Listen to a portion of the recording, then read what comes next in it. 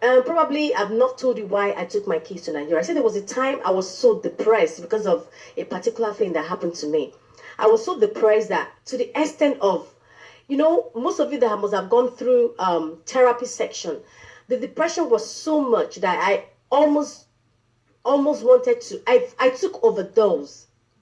Medication. I took overdose, as in, you become that angry, so many things in your mind, and you're so silent. You're not speaking to people, and then you feel that your world is crumbled or is crumbling, and then the result is that voice that keeps telling you, why don't you just end it all? Why don't you just end it all? And then that moment I took overdose because I just felt I've had enough. And the next thing was, by the time I opened my eyes, I found myself in the hospital. In fact, I was in the hospital for 2 weeks. I was under close monitor. And that was when my mom decided to take the kids to Nigeria so that she can be with them until I'm fully okay. And luckily, thank God, I became really okay.